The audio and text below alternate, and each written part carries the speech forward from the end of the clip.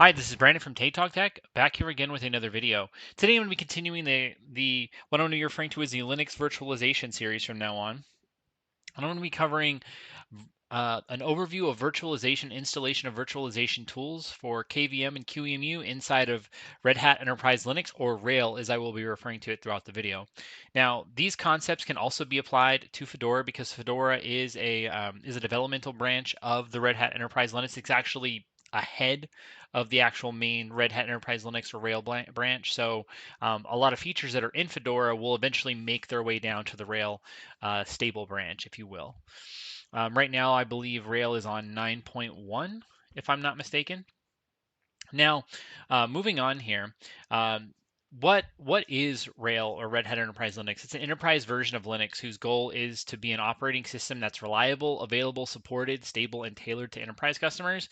These are going to be large companies and governments. Lockheed Martin, 20th Century Studios, and the North Face clothing company are all examples of large companies that are utilizing Red Hat services. Now, virtualization in RHEL is very similar to Debian and Ubuntu, but not exactly the same. The concepts are the same, implementation tools are slightly different. Now, the installation and setup will be similar, with the primary difference being the name of the packages. Some non-supported features and commands include hot swapping CPU and memory, so you can't change the number of CPU cores or the amount of memory that a virtual machine has while the machine is running. You cannot do live snapshots, so no making live snapshots while the machine is running. Virsh snapshot commands and QEMU commands are not supported. And the last thing that is not supported is going to be the Spice graphics server, which is typically the default when you're using the virt install command. So they're going to be using VNC, it's a graphical server protocol, but it's not encrypted and it doesn't have as many features as Spice does. So it's a little bit of a bummer. Now there is some ways to encrypt it locally on your local LAN, but if you have to send it out, if you're doing this across the internet, then your traffic is not going to be encrypted. So just be mindful of that.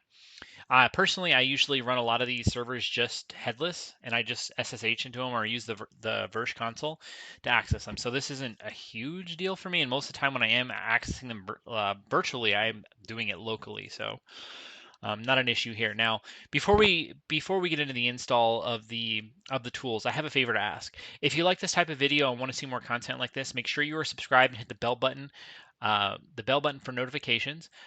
Also, don't forget to give it a like if you like the video, give it a dislike if you did not like the video. Lastly, let me know what you liked, didn't like, or any questions that you have down in the comments below.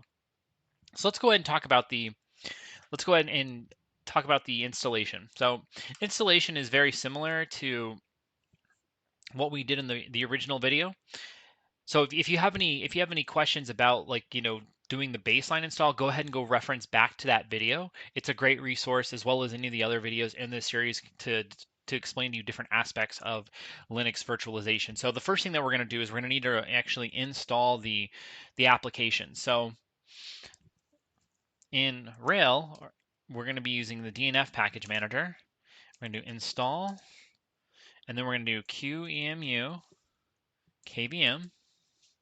And what this is going to do here is this is going to install all of the KVM and QEMU tools that are going to be needed for virtualization. Then we're going to go ahead and install libvirt, all right, which is going to have the libvirt daemon as well as the Virsh tool and a few other things to be able to go ahead and manage your virtual machines. Then we're going to do virt install, which is going to include the virt install and virt create commands. I think it's a create one. And then the last two that we're going to use are familiar from the previous one, and it's going to be virt viewer and virt manager. All right, and then we're going to go ahead and just do an enter. Whoops, and you got to run it with sudo.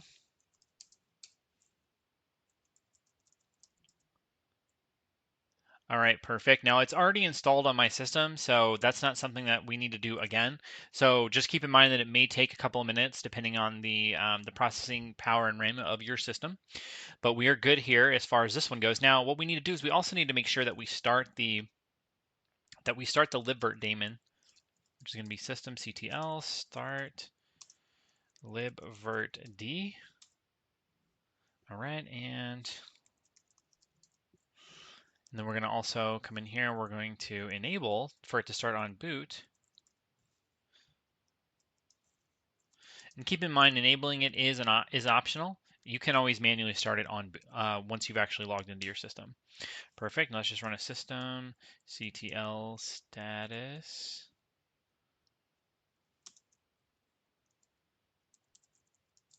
Perfect. It's active. Now we're going to run one more check here. It's going to be virt host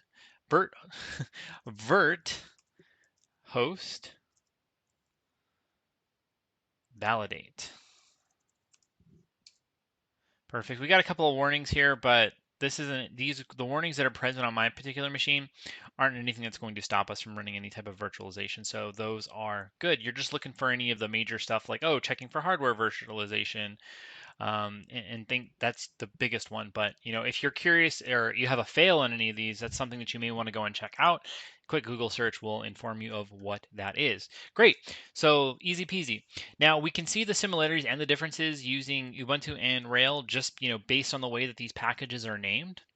I plan on doing more videos on virtualization in RHEL as part of this series, so let me know if there are any requests for Linux virtualization or any other Linux content. Thank you very much for watching my video and have the greatest of days.